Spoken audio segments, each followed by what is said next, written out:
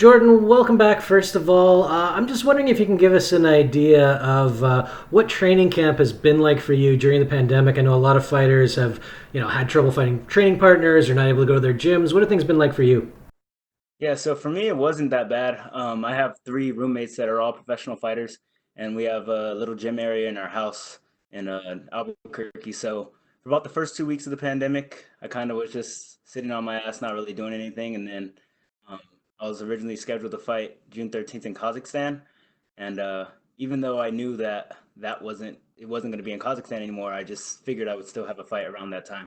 So about 6 to 8 weeks ago, I started training with my roommates. And then about a month ago, I flew out to Kansas City and I trained with the Glory MMA and James Krause's gym for a few weeks. And their stay-at-home orders were a little bit more lax than the ones in Albuquerque. So I've honestly been able to get some of the best training in during this pandemic, and I think it's going to show. And like you said, you did have a change of opponent here with Mark De La Rosa coming in because of the travel restriction, obviously, for your previous opponent. How much of a change up has it been preparing for Mark in this case? Honestly, it hasn't been that bad. I was already from my UFC debut back in November 2018, or what was supposed to be my debut. I was scheduled to fight Mark, so I already had a training camp for him a year and a half ago, and we've had some of the same opponents, and I'm very familiar with his style. So honestly, it wasn't. It was it was an easy transition. And in terms of the venue here, I mean, you went through the Contender Series. You didn't fight in the Apex, but do you feel like this might be a little bit of familiar ground in terms of, in this case, there's no spectators really, but you've kind of been through it.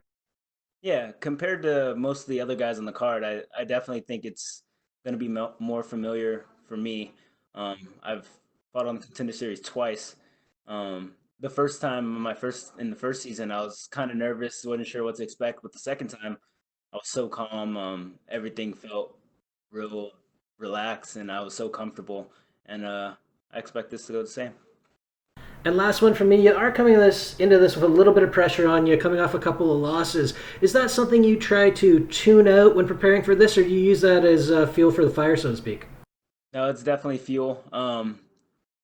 Honestly, given how I lost in my last two fights, I kind of thought I was going to get cut after the last fight. I'm glad I didn't. Um, but it's definitely motivation. My opponent, he's coming in off of a three-fight losing streak, so he has just as much pressure, if not more. So I think that makes for an exciting fight, and I'm looking forward to it. All right. Well, thanks very much for the time, and best of luck this weekend. Thank you. And we will take our next question from Zach Packleb with UFC.com. Oh, Yeah.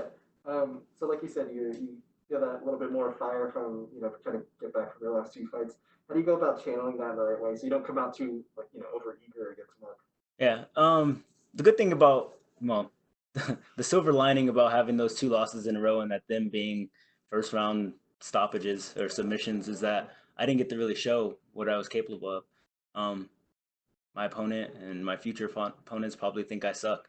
Uh, they haven't got to see anything in my game except for maybe my lack of jiu-jitsu defense, but that's good for me. I still have a lot that I can show, and I feel like that keeps me dangerous in a sense. And yeah, it's not. I always feel like my job's never secure, so it's not like I'm ever super comfortable. It's not like I don't treat the fights the same.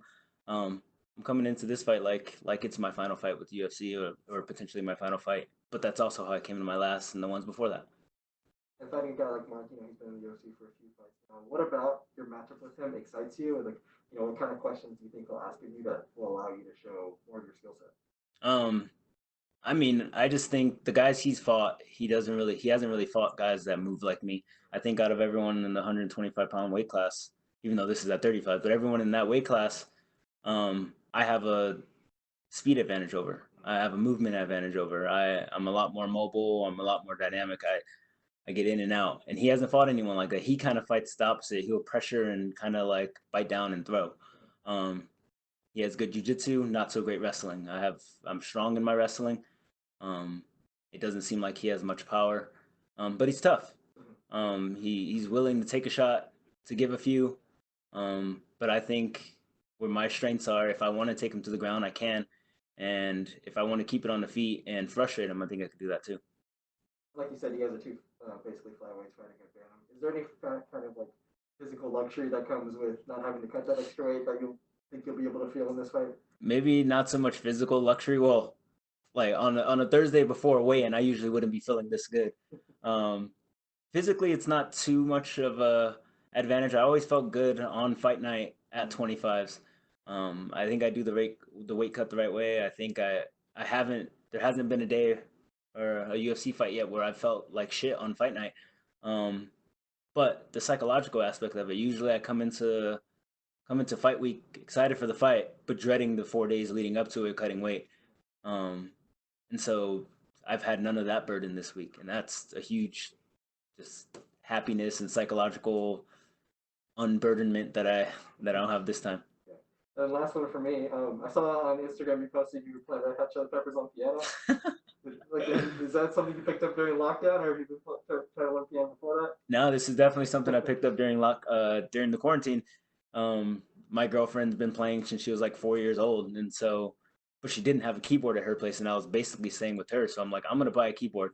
And one of my like 5 year goals going back like 2 or 3 years already was to learn an instrument and or get fluent at a second language.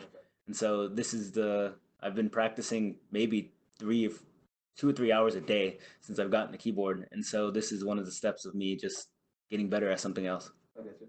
You got the Red Hot Chili Peppers down. Is there another song you have in the process? I don't have that many songs down. In fact, I don't know and memorize them, but I can read music now, which is kind of cool. And so any song that has relatively easy notes to read, I can probably play. It's like a what's that language in itself. Yeah, it's true. Yeah, that's all I have. Cool, thank you. Good stuff. And we will take our next question from Mike Heck with MMA Fighting. Hey Jordan, how's it going? One question I did have, and you did allude to it earlier, you training with James Krause and everybody over at Glory MMA. What was that experience like for you, and what were some of the different tools and different things you can implement in your game that you picked up over there? It was great. I think a lot of the times it's just good to kind of get out of your same environment that you've been in for the past few years and just get some new bodies, get a different mind, pick their brain a little bit and get some of their techniques and also their mindset on how they approach the game. And it's also kind of cool to get it from somebody who's in the UFC and somebody who's doing it. Aside from that, it's a bunch of like-minded folks that are trying to work hard and trying to make the most out of a bad situation in the pandemic. It was cool because I think about the third day I got there, their stay-at-home order was lifted, and I was able to train at the gym with a bunch of guys. There was a bunch of guys in there twice a day, and we were all getting good work in. And so I think that was really good for me because back home in Albuquerque, the gyms didn't open up to another 2 to 3 weeks later. With the piano thing, last question for me.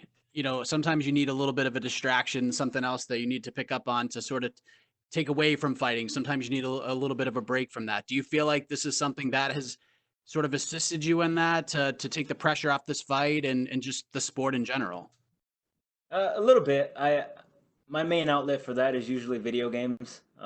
Most people that know me know I spend way too much time playing video games probably. So this probably takes a bit of the time from that.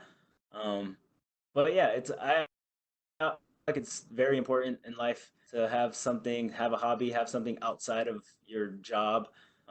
Even though I do enjoy the gym and I really enjoy fighting, I think it's important to have something outside of that I also enjoy that I can do whenever I want and that makes me happy. How do your roommates enjoy your musical talents?